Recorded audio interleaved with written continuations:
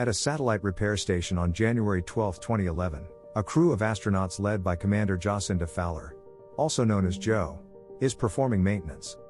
In Joe's friend's case, Brian Harper notices an unusual swarm of nanotech creatures heading toward them. The swarm hits the satellite. As Brian attempts to save his friend Alan Marcus, the swarm knocks him back, leaving Marcus, as well as another astronaut, dead. Brian makes it to Joe's shuttle and manages to fly themselves back to Earth. 18 months later, Brian has become disgraced by NASA after his reports of the swarm attacking them are written off as crazy talk. After a falling out with Joe, he ends up divorcing his wife Brenda. Their son Sonny becomes distant from his father when she moves to Jersey with their son. A decade later, megastructurist K.C. Houseman sneaks into the University of California in an attempt to investigate unusual moon activities. While at his regular job at a fast food restaurant, K.C. receives confirmation of strange readings from the moon's orbital trajectory. Although Joe still works at NASA, she is divorced from her ex-husband, General Douglas Davidson. They share custody of their son Jimmy, and Joe houses foreign exchange student Michelle, who also cares for Jimmy. An unusual activity on the moon is reported to Joe at work. At a museum, K.C. pretends to be Brian, who was called to speak for a class field trip. After Brian arrives, K.C. attempts to present his readings and information about the moon getting closer to Earth, but Brian dismisses him and has security take him out, but not before throwing his information at Brian. He now lives alone while Brenda has remarried Tom Lopez, with whom he has two daughters, Nikki and Lauren. Brenda calls Brian because she saw Sonny being chased by the police on television.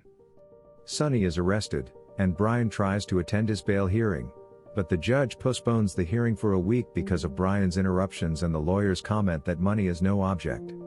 Just as Brian is trying to bribe the judge, reports of the moon going out of orbit start to spread. Joe's colleagues estimate that they have about 3 weeks left before the moon begins to break apart and send city-sized pieces of debris hurtling across the globe.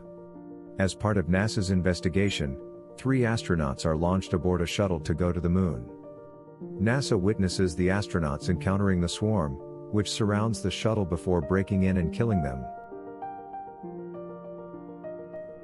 The world descends into chaos, with looting and riots erupting everywhere. Soon, a tsunami hits California, wherein Brian has to help K.C. when he gets swept up by the water. Following the observation of the shuttle footage and finding a hole dug into the crater floor, Joe digs into the old NASA archives and finds helmet cam footage from Brian's suit during the first failed mission. A man named Holden Field finds her in the archives and implies that NASA is hiding something about the 1969 moon landing. K.C. and Brian are angry with Joe after he believes she threw him under the bus after their last mission. They learn about an EMP that was built to kill the swarm, and they get a shuttle out of a museum to try and launch it into space. Little before the mission is set, Brian arranges for Sonny to be released from prison so that he can join Brenda and her family at Tom's cabin in Colorado. They are joined by Michelle and Jimmy as they travel out there.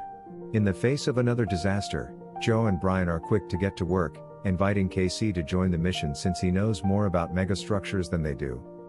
Immediately after they board, a huge wave of ocean comes toward the city due to a gravitational abnormality. Just before they are hit by the water, the crew launches.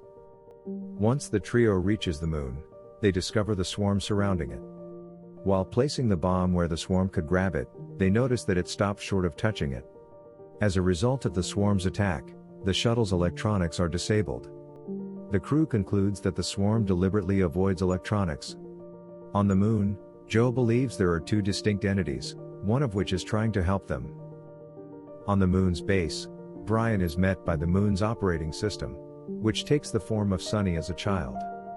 The OS explains that the swarm was created by ancient humans as an artificial intelligence. Taking on a mind of its own, the swarm killed its creators before settling on the moon and feeding off the energy of a white dwarf. Because of a destabilized internal structure, the moon has shifted out of orbit.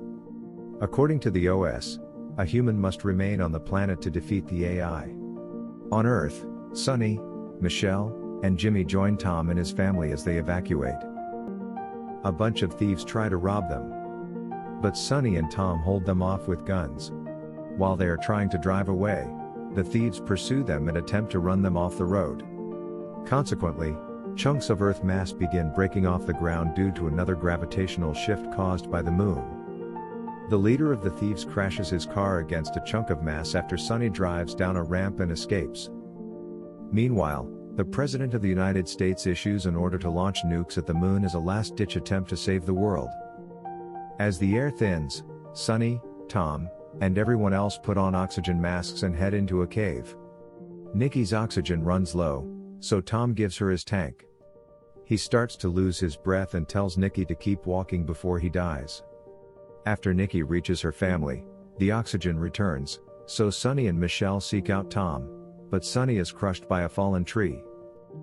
The trio on the moon make one last attempt to get the bomb to the swarm.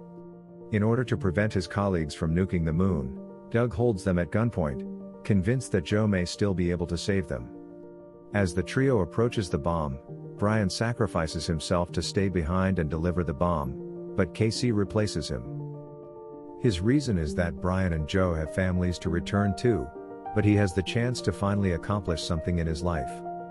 Casey's pod is surrounded by the swarm as Brian and Joe bid him farewell, before Casey detonates the bomb, forcing the moon back into its proper orbit. A pod is close enough to the Earth to transport Brian and Joe. Brian and Joe are reunited with their families. The news of Tom's fate is told to Brian, and Brian tells Brenda what a great man he was. Back at the base uploads Casey's consciousness. He meets the operating system, which takes the form of his mother. Casey is told they're about to embark on something big. Subscribe to my channel for more like this. Turn on the notification bell, and please leave a like to help the channel out. Thank you for watching.